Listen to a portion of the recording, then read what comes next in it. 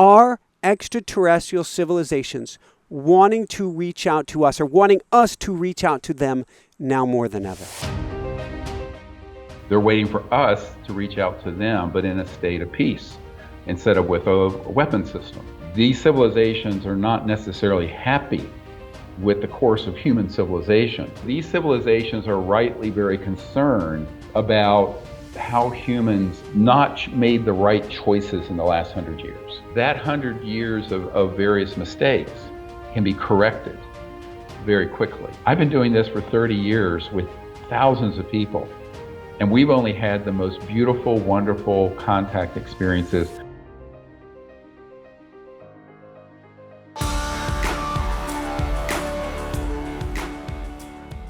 Hi everyone, welcome back. I'm Michael Sandler, your host on Inspire Nation. If you've ever wanted to communicate with ETs or otherworldly beings, then do we have the Dr. Stephen M. Greer CE5 show for you. Today I'll be talking with Dr. Stephen M. Greer, a leading UFO expert, founder of the Center for the Study of Extraterrestrial Intelligence and the Disclosure Project, and the creator of numerous extraterrestrial documentaries on helping us find out the truth about ETs. And that's just what I want to talk with him about today, about the truth about aliens, how to communicate with them, and why it's more important now than ever. So welcome to the show, Stephen. Are you ready to shine? Yeah, we're ready, baby. Woohoo! All right, before we dive right into things, the most obvious question of them all, is there life out there? Yes, I mean, of course, we know that we're already being visited by very advanced civilizations and have been for probably millennia. The big question is what's been going on in the modern era. And most people who follow the news will see that it's all been in the New York Times and CNN and what have you for the last couple of years, as the Pentagon has begun to do a controlled release of mostly false information on the subject. I think that, having been involved with this for now 30 years, of what I've seen is this trajectory where it's gone from complete denial and cover-up to a false disclosure that's designed to create the sort of the specter of a threat from outer space. And this is what you'd expect from people who are, militarists and warmongers. But my own involvement with this began when I was 18 and had contact with an extraterrestrial group when I was meditating up on a mountain up in North Carolina. So, my knowledge of this goes back to my early, manhood. And I tell people that the evidence for the fact that we're not alone in the universe is overwhelming. I think the problem is that if you get on the internet, look at Hollywood movies or look at most of what's on even documentaries on the subject, it's 80 to 90% false information, 10 to 20% actual truth. So this is why I left my medical career a few years ago. I'm a trauma doctor, a medical doctor, because I realized that we were in a really bad situation with the public being sort of brainwashed towards even using words like, no offense, alien. I never use that word because it's xenophobic and negative and kind of racist. So I tell people that what we want to do is disclose the actual truth, which is very hard for people to find. And that's why we first did. The whole project started as a consciousness-based, higher state of consciousness-based project to make contact with these civilizations. And it then sort of spun off of that was the Disclosure Project. Disclosure Project, if you look at the National Press Club event of 20 years ago, had about 800 million people see it. It launched the entire modern disclosure movement. But the reason that happened isn't because I suddenly got involved with doing things like briefing the CIA director, which I've done, and presidents and what have you. It's because the intelligence community came after me when they realized that higher states of consciousness and the meditative state, if used correctly, can be a very effective technique for contacting these civilizations from other star systems. And they had known that for a very long time. And I was told point blank by the head of Army Intelligence that you guys have discovered the Rosetta Stone of interstellar communication, and they didn't like that. So it's a very interesting sort of story that's surprising to people of how the modern disclosure movement and everything that you now see happening with the government on this was an outgrowth of a small group of people that I put together in 1992. We were on a beach in Florida, and we're doing the CE5 contact protocols, and 4 ET craft materialized in the sky, and that ended up on the front page of the Pensacola paper the next day. So that got on the radar of the CIA and Army intelligence, and bang. So, but I tell people that really the heart and soul of what we're doing is about enlightenment, higher states of consciousness, universal peace. But to get there, you're going to have to deal with a very powerful secret organization that wants everyone to think opposite of the truth. And the opposite of the truth is that the ETs are being portrayed as a threat, and they're not.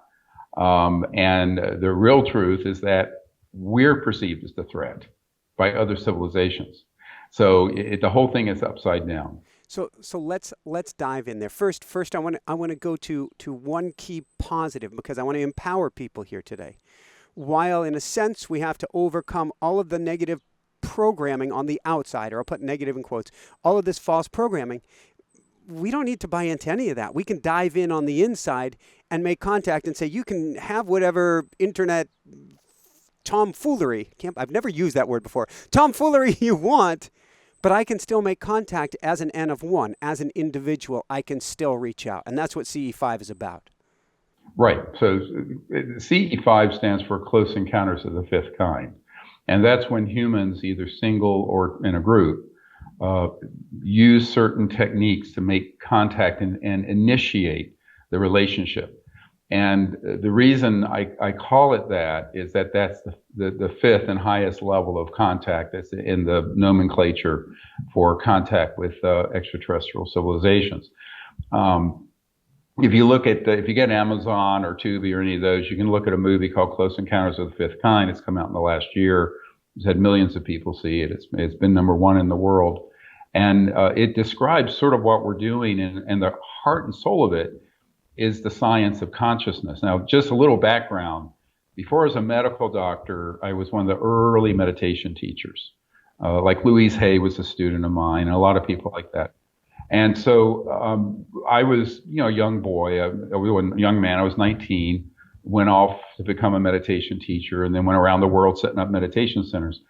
And so luckily, by the time I became, a doctor and other physicians, I was grounded first in the Vedas and the Sanskrit. I used to tutor people in Sanskrit and the Vedas. I still do this at all my expeditions and trainings that we do, because I think that if people understand that each individual has within them the root source of all conscious light in the universe, then they understand how you can use consciousness to see the future, to see a distant place.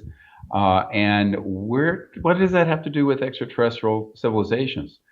It's because all those civilizations have to go beyond the speed of light. And when you go beyond the speed of light, you're crossing into ever more conscious realms of dimensions, even though they're from a star system and planet. And so their communication systems, we think of ours, you and I are doing something at the speed of light with this right now, which is 186,000 miles per second. The ETs are using systems most of the time that are at the speed of thought. And they have technologies, however, that interface with the speed of thought and with the consciousness fields. And these are very advanced, what are called trans-dimensional physics, which have been well described and in classified projects. Now, I stumbled across that as an 18-year-old when I made contact with these civilizations, and then formalized a sort of a system, a technique called the CE5 contact protocols. And there's an app actually called CE5 Contact. And now we have hundreds of thousands of people around the world doing it. It's a training program so people understand how they as an individual, each individual is actually the totality of the cosmos folded within. So it's the whole concept is that each awake sentient being, not just on Earth, but in the cosmos, is actually a quantum conscious hologram where the totality of all conscious fields, space, time, worlds is folded within the construct of deep, quiet consciousness in that deep state. And that experience is very universal. And our ancient ancestors on this planet had these experiences, had contact with these ETs. Now we have to bring science and this sort of philosophy together, because the science now that's been done, pioneered by people like Dr. John at Princeton with the Princeton Engineering Anomalies Research Lab and others, clearly shows that while we're always thinking that consciousness is sort of locked in our brain or skull, in fact, it's the other way around. We're a manifestation of this consciousness from inside out, and that this consciousness field, let's call it, is omnipresent. It's literally everywhere. And when we go into a quiet state of mind and meditation, we can center ourselves in that perfect field of unbounded mind, and then operate through that to see remote places, to contact ETs. Of course, the CIA has a remote viewing project, what they've had for decades, where they spy on other countries. But it can be used for all kinds of very beautiful purposes, which is our intention. And that's what the whole concept is about. Because if enough people do that, it really doesn't matter what the intelligence community does, because the power is really centered in the people. And that's the great truth that was found when they did studies on groups of meditators. You know, when you'd hit about 1% of a population of people really being centered in meditation, the community in which those meditators were located had crime rates fall, and had emergency department visits go down, et cetera, and so on, and increased coherence. So my view of it is that the way we're going to transition to a new civilization is individuals, millions of us, understanding this and going into that state of consciousness. And this is something which most people, who study this issue, they become very, all these conspiracy theories and fear-based things. I go, no, wait, the real power is sitting right within us, in each human soul and heart and mind.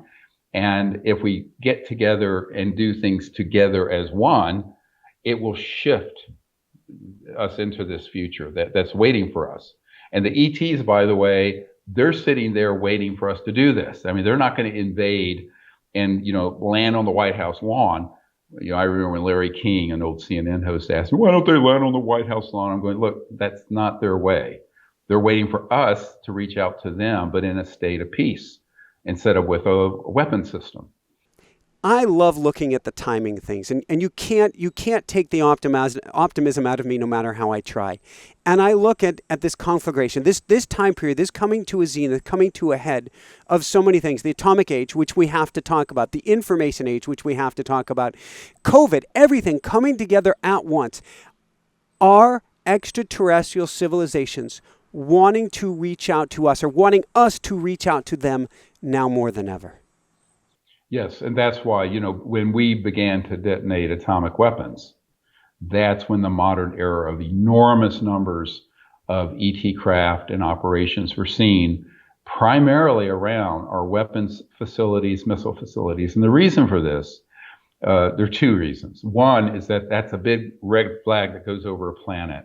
When you reach that level of science, but you have not evolved spiritually and socially enough to have that level of knowledge and not weaponize it and use it for only peace.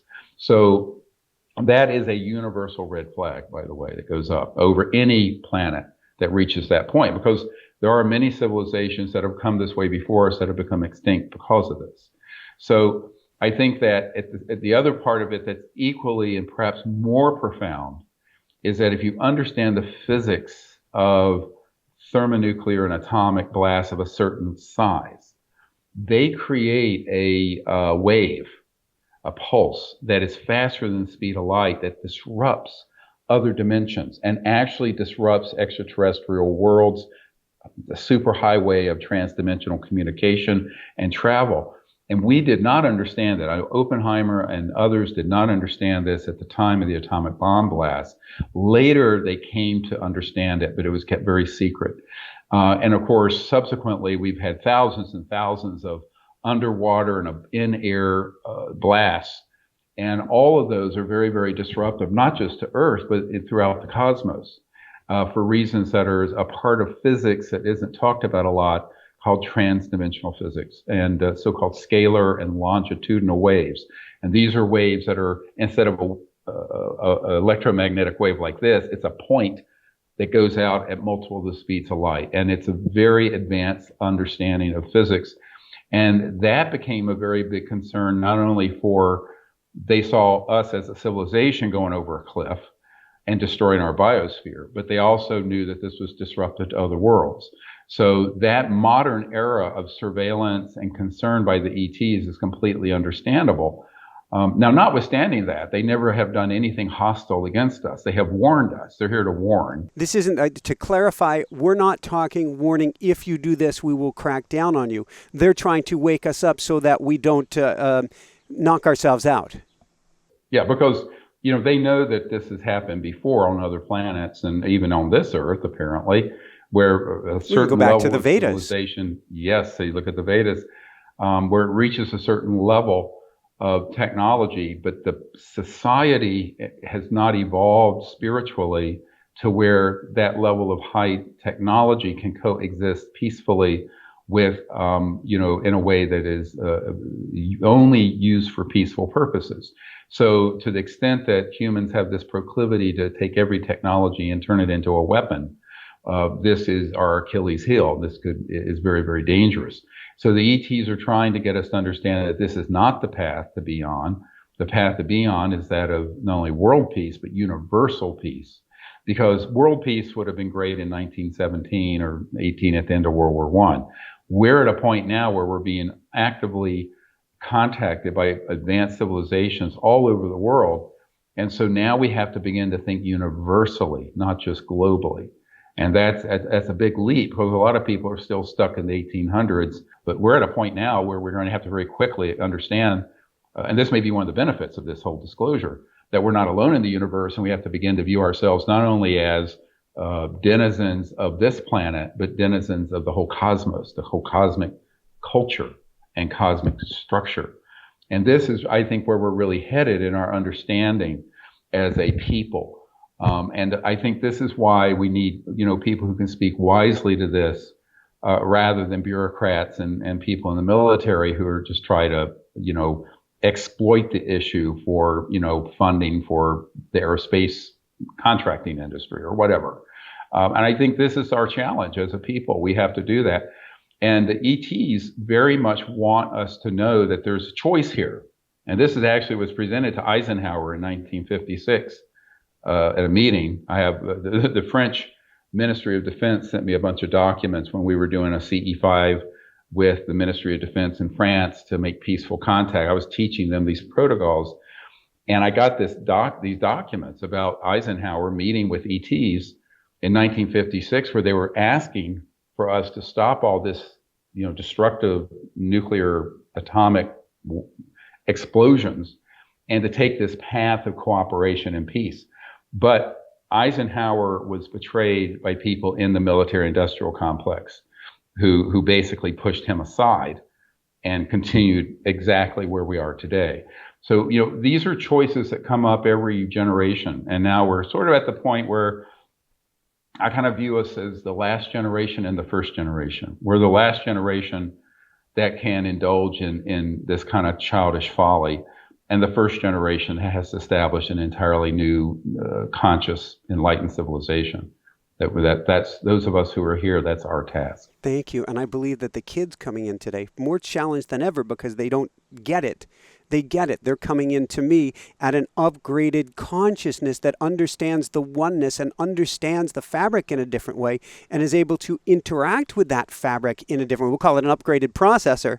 And they're looking at, what are you guys doing? You're trying to bump us off before we have a chance to make this transition.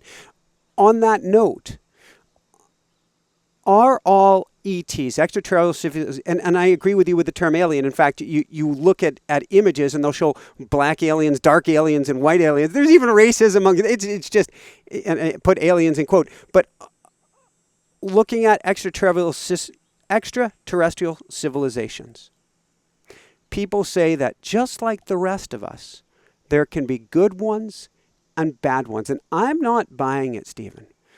Well, that's an anthropocentric projection is what that's called. So what that means is that anthropocentric, it's a human-centered projection onto civilizations that are hundreds of thousands to millions of years more developed than we are. Obviously, they're traveling interstellar quite competently and have been for thousands of years.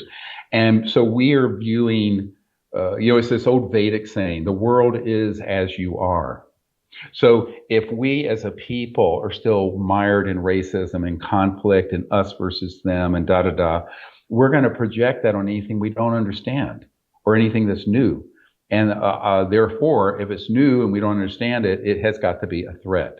This is the default position of the psychology of our conditioning as humans, having lived thousands of years in a state of racism, tribalism, warfare, misogyny, one group against another, gay versus straight, all this stuff.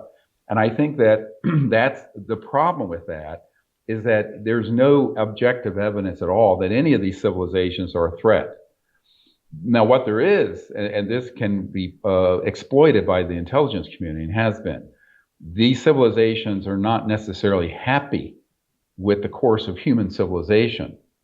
Which any thinking person wouldn't be. I mean, if you're conscious at all and you're seeing global warming and fires and biosphere collapse and endless war, who's going to be happy with that, right? So, I mean, so these civilizations are rightly very concerned about how humans have not made the right choices in the last 100 years. For example, 100 years ago, we could have chosen to allow the Tesla-type free energy technologies to come out so the world would have no pollution and no poverty before I was born. And I'm 66 now, I'm no spring chicken. So the issue then becomes, or spring rooster. Thank you, I was thinking of him. And so what I tell people is that those are choices. This is we have free will, the mystery of free will, along with our destiny, but we've made some very bad choices. Now, what I tell people is that 100 years of various mistakes can be corrected very quickly through higher consciousness, through education, and through the right vision, the correct vision forward. But that has to exclude this idea that, oh, well, there are the good aliens and the bad aliens, and the bad aliens. Have you noticed always the bad aliens that are portrayed as caricatures are always ones that look the least like humans, and the good ones all look like they're from Norway? I mean, this is on the face of it, prima facie racism, except it's speciesism. And so I think this is a very big problem that humans are going to have to take a step back and get a hold of themselves and go, oh, wait, no place on Earth has been attacked by these beings. And moreover, Jacques Vallée, who's a renowned astrophysicist and researcher on this subject, I mean, he made a cameo appearance in Steven Spielberg's Close Encounters of the Third Kind. He admits to having a document from 1985 that describes the CIA setting up abductions for their, quote, psychological warfare value in Latin America, in South America, Brazil, and Argentina. I know another person who possesses that document. I have not received the full document, but only the acknowledgement of its content. Now, I knew this 30 years ago. After I met with the director of the CIA, people came to me and said, yes, a lot of this stuff that's so scary out there and all the caricatures, we've been creating that because we want people to accept a future that includes conflict in space instead of peace in space. So I think people have to be very careful and not buy into this sort of war beat and xenophobia and racism that's the stock and trade of this subject. And it's hard because humans have this thousands of years, almost epigenetic programming to be afraid of anything different from us. This is why, homophobia exists and misogyny and racism and all the ethnic conflicts. And so this is one of the real problems with human nature, is that we have to be in a higher state of consciousness. And to me, these social and even political problems that we see, the root solution to that is experiencing higher states of consciousness, because that state of meditative consciousness, I call it the unitive state. You're in a state of oneness. I was recently on a show there's a singer named Demi Lovato, and I turned to her and I said, what is the color of consciousness? What's the ethnicity of pure consciousness? What's the gender of pure consciousness? What's the sex? It's universal. And so if you're centered in that, then you can, that's the sap that's in all the plants of this beautiful garden known as humanity, which is beautiful and varied.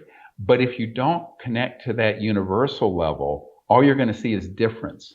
And then humans are going to then devolve into camps, tribes, and warfare.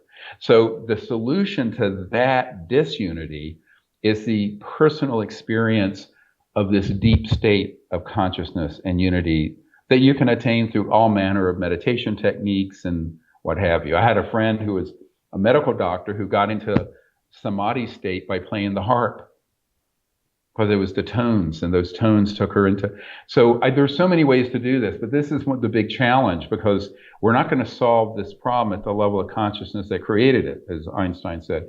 We're going to have to all find this aspect of ourselves, which are in fact universal. Which means that, and we probably won't go down the red flag ops route here, but there are red flags everywhere. I was thinking about this earlier today, and this is going to sound sacrilege because I'm an eco person. An eco person. I'm living in a traveling tiny house.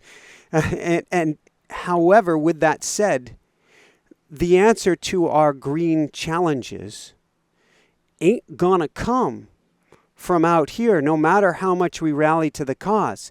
It's literally going to come in a wave of change of consciousness, like you talked about, that 1% of us all vibrating at a particular frequency, like an electron that is going to hop up to that higher state of consciousness where the technology, which is consciousness, exists to change this at the speed of thought.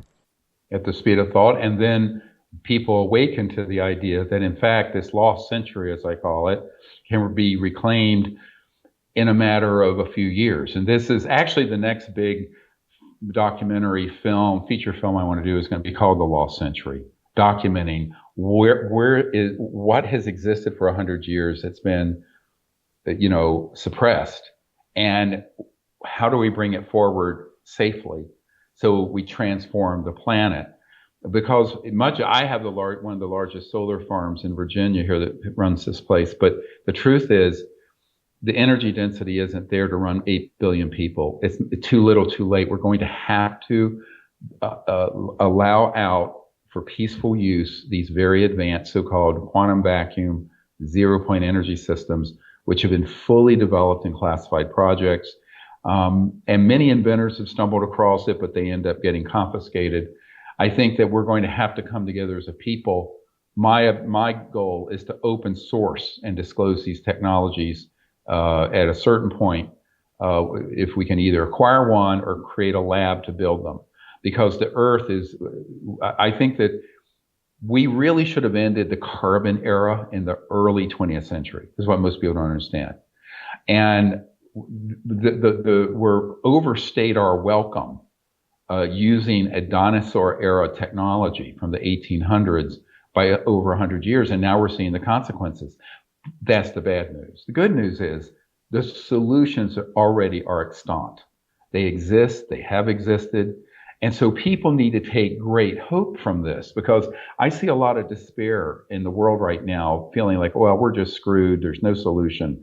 In reality, the solutions are there, but we, the people, are going to have to come together and say, well, now it's time for us to leave. And we can leave the petro industry and the Pentagon behind. Thank you. So I want to dive into some understanding a little bit of the CE5 techniques, as much as you'd like to share today. But before we do that, so it's interesting, Dr. Irvin Laszlo, dear friend of mine, 2-time Nobel Peace Prize nominee, he talks about a bifurcation of humanity, a choice that we get to make. And that is such a powerful term to me. What is it that extraterrestrial civilizations want to impart upon us, even more than don't press the button, to help us individually and as a collective round the bend toward that one very positive direction? Well, that's why I think that almost everyone who's had genuine contact have this consistent message of the primacy of consciousness, the importance of healing, the importance of nonviolence, and the fact that those civilizations have been observing us for a very long time. And they know that there's a certain point where every species, such as humans, has to make this decision to join an interstellar community. And I think that within the next 1,000 years, Earth will be integrated into every advanced interstellar civilization out there. That's what I've been shown.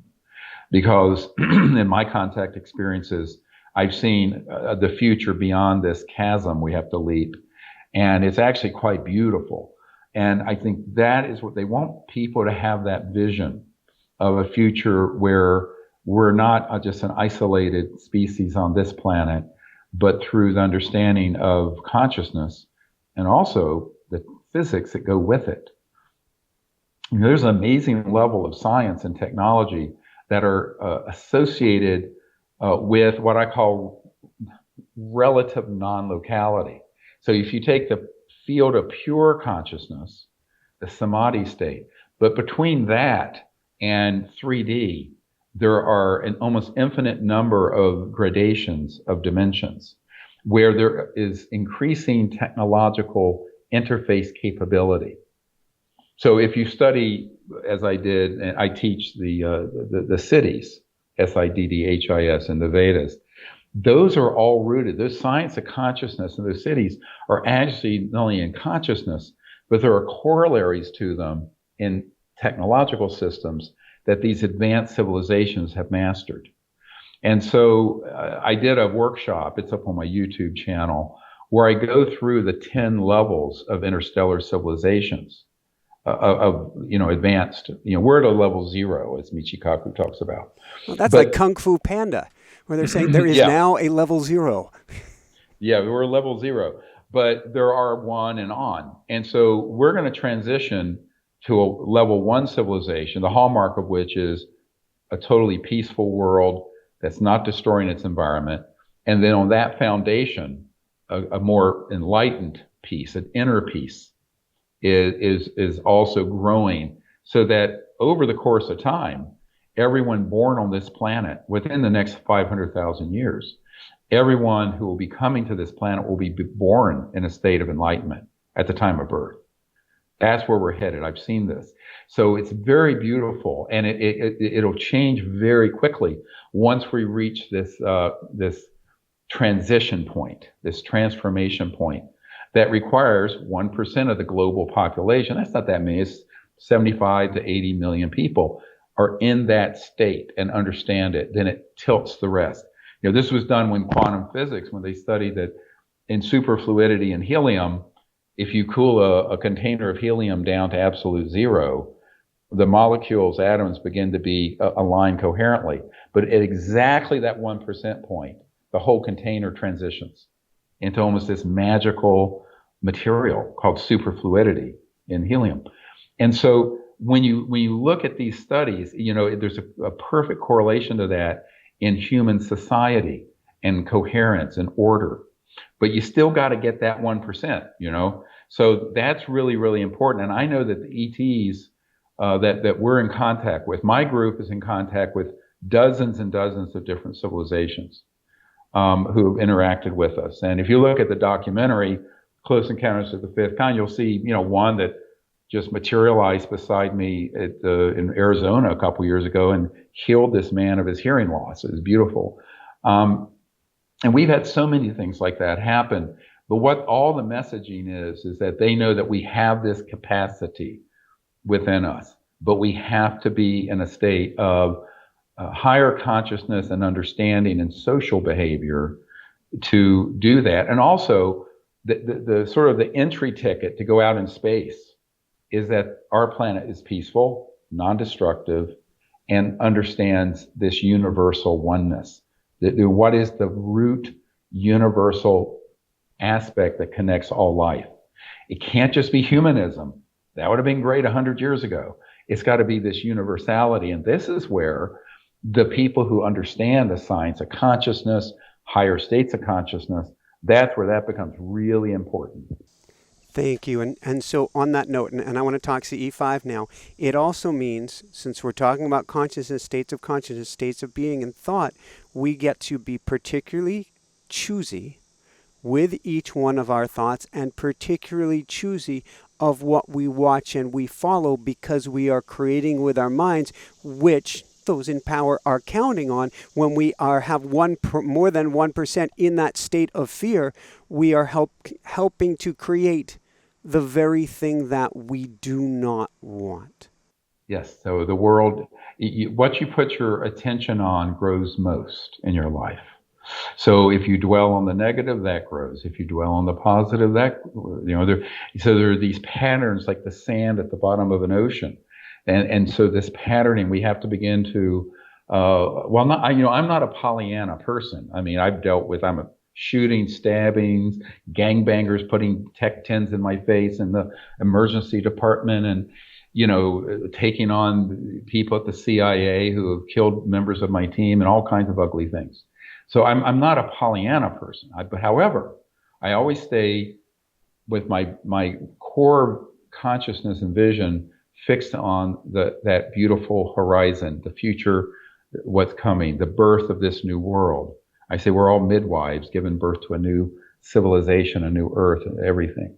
So that's where you stay focused, even though you have to deal with the craziness of the current state of the world.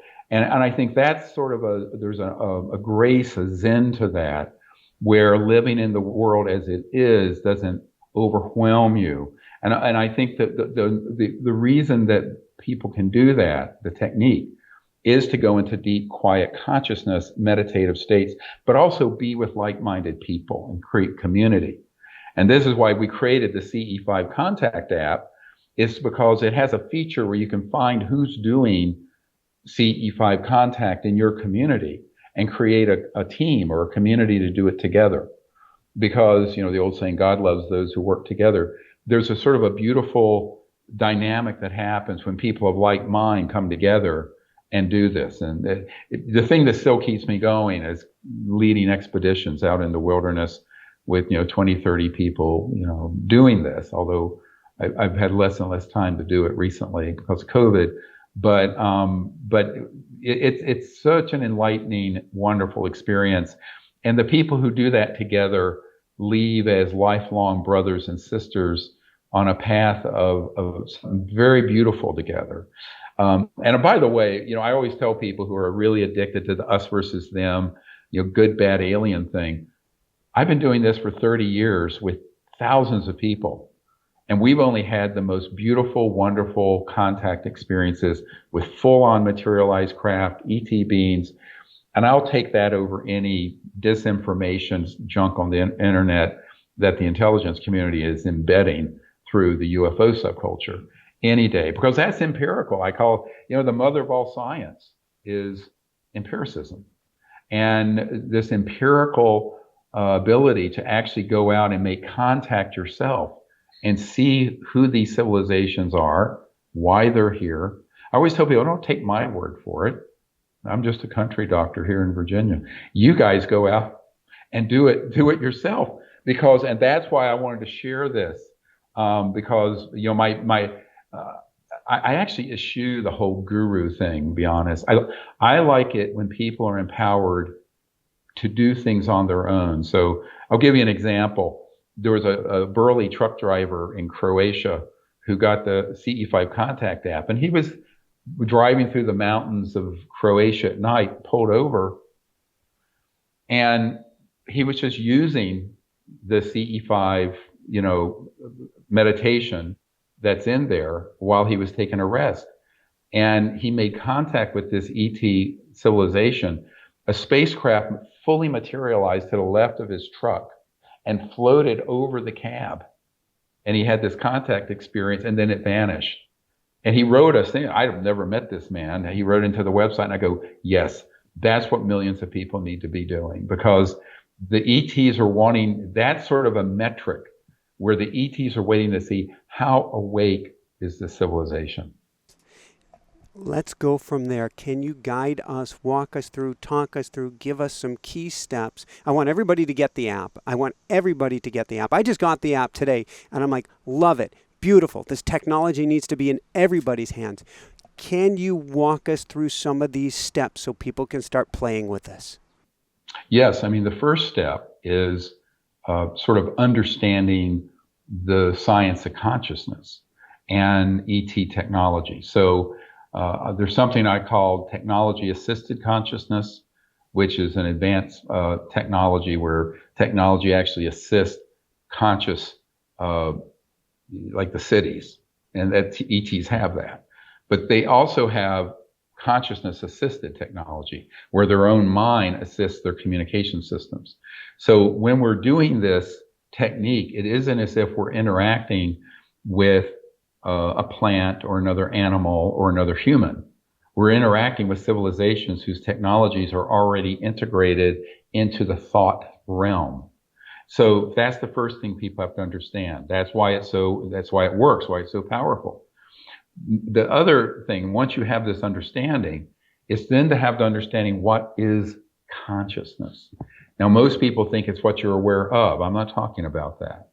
Like consciousness studies of, the women's movement or what have you. I'm talking about the field of consciousness itself, the field of being aware, awake. That is so important because most people confuse and conflate those. And I think that it's very important for people to think about it. It's very simple. You're awake and I'm awake. You're an individual, I'm an individual. But the faculty, this capacity to be conscious, that's a singularity. It's not your consciousness and my consciousness. There is the universal consciousness that is shining like the sun through 1 billion windows in a cathedral, or on Earth 8 billion windows. So this light of consciousness is a singularity. As Erwin Schrödinger, who is the father of modern particle wave theory and quantum mechanics, 1908 said, the total number of minds in the universe is one. It's a singularity. So once you understand that's what we're talking about. So then in the app, I have a number of techniques I teach, sort of a Zen breathing technique, a mantra meditative technique from India, and there are other techniques. But the idea is before you begin to do actual contact, you take time, 15, 20, 30 minutes, to meditate and become centered in that field of quiet mind. Then when you're in that quiet state of mind, this is step 2, you then intend very gently to see or remote view where the ET craft may be. And you'll be very surprised what will pop into your mind if you're in a very quiet, centered way and you're doing this with a pure heart and without prejudice and without fear. All those have to be put aside. So there's sort of an internal environment you have to create that is beyond superstition, beyond fear, beyond negativity, beyond all the stuff you've ever read, just being in a pure state, pure-hearted state.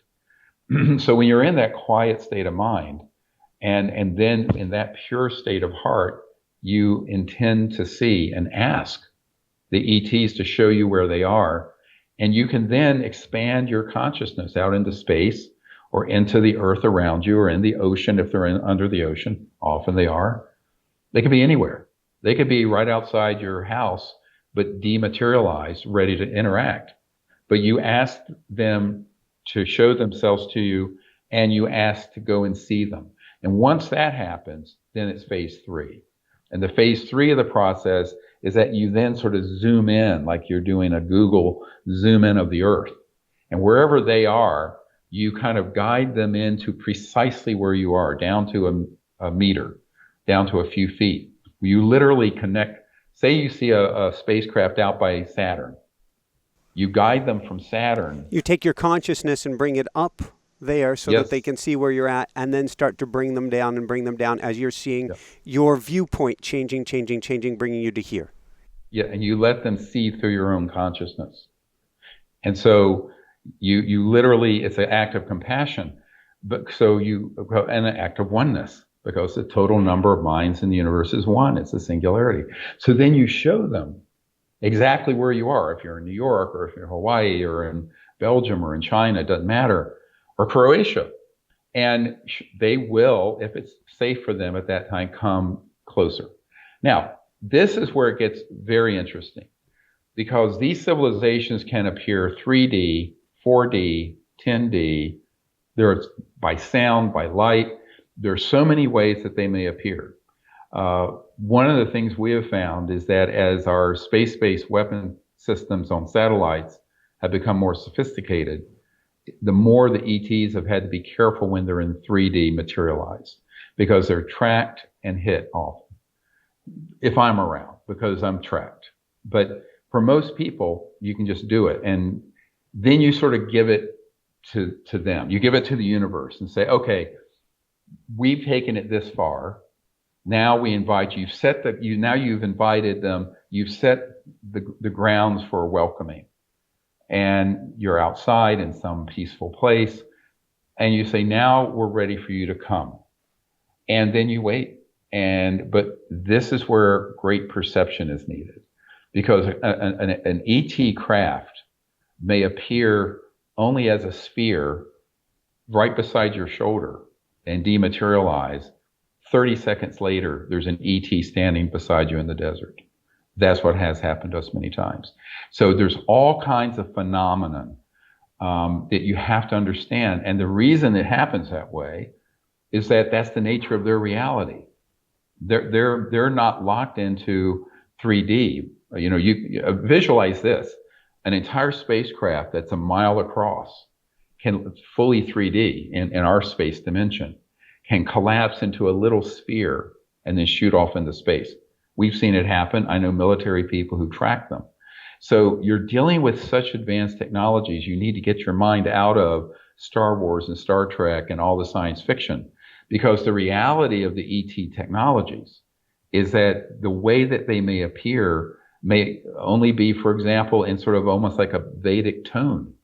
We were at Mount Shasta one year, and we had this craft that was appearing that we saw come and go. And then in our meditation, we were sitting there all at 30 people, maybe 40. And everyone heard with their outer ears this perfect sort of binodal tone that came right through the group. But everyone in their mind's eye saw this spherical metallic object that literally moved through trans-dimensional space right through the group. And everyone saw the same thing in their own consciousness. And we did get a tape recording of that tone. So there's all kinds of ways that these ETs might appear. Most people are dealing with almost a caricature of Hollywood. A craft lands, someone comes out, hi, take me to your leader. That's the rarest way. Well, that's interesting, because we're in Jersey. There's H.G. Wells' War of the Worlds right here in Jersey that put this place in a state of emergency in like the 20s or something. 30s, I think, yeah. Yeah. Well, that's what they're trying to do now with these false flags. But we're not going to be fooled. I mean, those of us who understand the issue.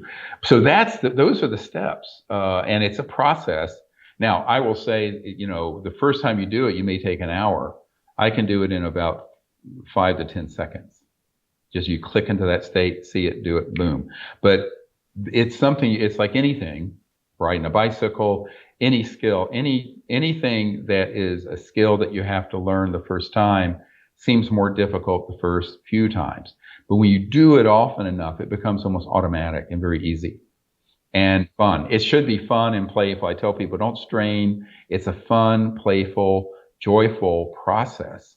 And then when something appears, I always tell people at the end of this process, we always say for them to manifest in any way that's safe and appropriate for this time and place and this group. Because, so we don't want anything harm to come to them. We don't want any harm to come to us. This is the biggest secret in the history of the United States. There are assets that can be deployed. So I tell people that do this in a way that you let them appear any way they see fit. And it may not be 3D. It may be in thought. It may be in sound. They may go over and put something on your phone. We had a member of our team in New York, outside Albany on a farm where the ETs put a sphere, an ET object, on her phone, on her screensaver, and would put it on and take it off. It blew her mind after she was doing the CE5 contact protocols. There are all kinds of unusual ways that the ETs will make contact in a way that's quite clear, but not what you're expecting. So I always tell people, let go of expectations and let it flow. There's a prayer I like, and I teach automatic writing, and I want to go there in a second because I can use that to communicate as well. But the prayer is, for my highest good, the highest good of all, or something better. And that's what you're talking about. Please come to us in the way that you see fit, or something even better. Right, right. And they do. Every time. With automatic writing, able to communicate, and it changes the mind. My guess is with your techniques, with communication, once you have connected, not only, because I've connected, not only does it change your world outlook eternally, but I'm guessing it rewires you as well. It does. It totally does. I mean, people are really changed and transformed in a beautiful way doing this. And then, the contact, once a vector, once an opening happens, they will develop a relationship. My intention with this is that people view themselves not as wanting to see a UFO. I mean, that's like if the Dalai Lama was coming to see you, you're interested in the car he's in rather than the person. We're really here to develop a relationship with those people as a person to person, conscious being to conscious being. And so those ETs could appear in a lot of different ways, including ultimately in your house or in the dream state. And remember, one of the key ways that people over the millennia have had contact with these civilizations has been in the lucid dream state, where they're awake in the dream. The ETs will come in. I have this happen quite often, and they will give you information or a message, and then they may do something physical to affirm that this is what happened. Now, discernment is needed here because when you're dealing with interstellar civilizations, meaning they're going beyond the speed of light, they're traversing other dimensions, and there are beings in other dimensions that aren't extraterrestrial. So in other words, your deceased great-grandmother could appear, but that's not an ET. You see what I'm saying? So there's a lot of knowledge, that what I call the cosmology, that needs to be understood. I wrote a paper in 1995, I think it was, called ETs and the New Cosmology. It's in my first book, which you can get on our store at SiriusDisclosure.com. Can you spell that for people? SIRIUS disclosure.com, SiriusDisclosure.com. Sirius like the star system. And we have a store, and I have 5 books on there. And the first one are all these original position papers I did. Many of them actually, before I was out too much publicly, explaining all this to people like the president and the CIA director and Senate Intelligence Committee people. But a lot of it is all about the science of consciousness and how contact happens, and the technique. But it's called Extraterrestrial Contact, the Evidence and Implications. That's the name of the book. But I think that cosmology is something we really have to understand, because it's a very big universe, and there are many, many realms and dimensions. And here, I'm not talking about anything that goes bump in the night. I'm talking about specifically contact with extraterrestrial civilizations. Knowing that, because they're in a higher state of consciousness, they can see and interact with the astral realms, the worlds of light, the angelic realm, which is real, the celestial realm. So this gets to be very interesting. You get this interplay, but this is why you have to have a full understanding of the cosmos. So it brings up, and it's interesting, I just wrote down a time note for where I punched in here on you. It was 5555. And I consider that very, very interesting, because one of the key questions I had at the end is, what I'm teaching people is in a sense to communicate with different realms, one of them being the angelic realm. But at the end of the day, couldn't the angelic realm be extraterrestrial civilizations? There are some ET civilizations that are so evolved that their level of consciousness and how they might appear would be a corollary to angelic, but it's not the same. In other words, they would be at that same level of higher consciousness. But, and in fact, if you look in the movie Close Encounters of the Fifth Kind, you'll see that there's a picture of this being that looks like a light beam that's crystalline, that's on the beach with almost like a halo around it. That's a toroidal, donut-shaped energy field. That's an ET, but at that level where they're a billion years more developed than we are. And it would be easy for someone to confuse that with an angelic being, because in terms of the level of consciousness and what their capabilities are very similar, but they're actually still from a physical planet and a star system. But they're at the level of God consciousness or unity consciousness, Brahman consciousness, where they can materialize, dematerialize, but they still have a planetary presence because they have a role in the 3D universe. And so this is one of the mysteries of what's called a step-down transformer. You need intermediaries from the very highest dimensions into 3D, and the very advanced ET civilizations serve that function. What is the meaning of it all?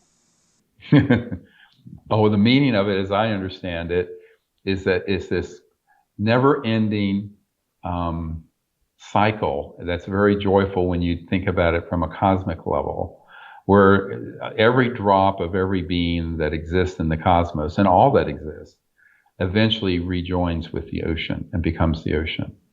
And then the ocean then reforms the drops, and the drops go around and go through these phases of discovery and adventure and enlightenment, and then becomes one with the ocean again. So as I understand it, whether you're looking at it on a cosmic scale or an individual scale, it's the drop becoming the ocean, but then the ocean enjoying becoming these drops.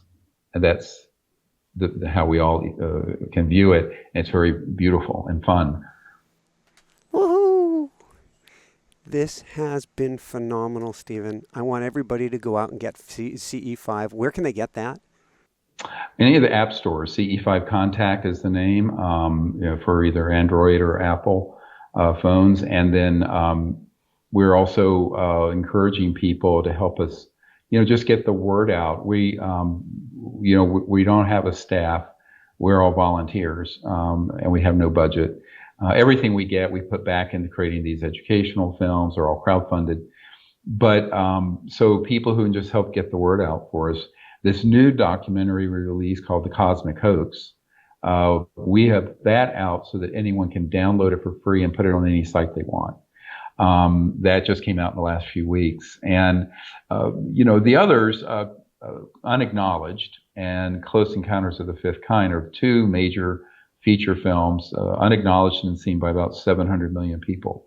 But you can see that on Prime or Tubi or, any of these other sites for free now, and just let people know, because those are very good sort of initial educational. And if you want, more to sign up for our mailing list and our newsletter, we have our website, SiriusDisclosure.com, SIRIUS disclosure.com. And you can sign up there for free. We'll let you know when we're going to have an event or an expedition under the stars. There's also a store where you can get, the books, and if you want DVDs and other things, educational MP3s, the whole meditation course is there also on this as an MP3 file. So, people who want to delve into this more, that's a great resource. Very, very cool. I was going to ask two last questions, but I think we've only got time for one. Any last words of wisdom, Stephen, you want to share with people? Yes. The main message I want to share is do not be afraid and do not buy into the negative narrative. Go and stay in the light of consciousness and what the truth is, and join with other people with that vision. And when we come together with that vision and that purpose, we'll create a new world. Woohoo! Thank you so much, Stephen. Oh, you're welcome. It was great meeting you, and hope to see you in person sometime. I very much look forward to it. So for everyone out there, this is Michael Sandler saying be well, have fun, get CE5, and begin connecting with extraterrestrial civilizations today. And above and beyond all else, shine bright. Woohoo! That was one of the most beautiful interviews, intergalactic interviews. No, we're all one. One of the most beautiful "we are all one" interviews I have ever done.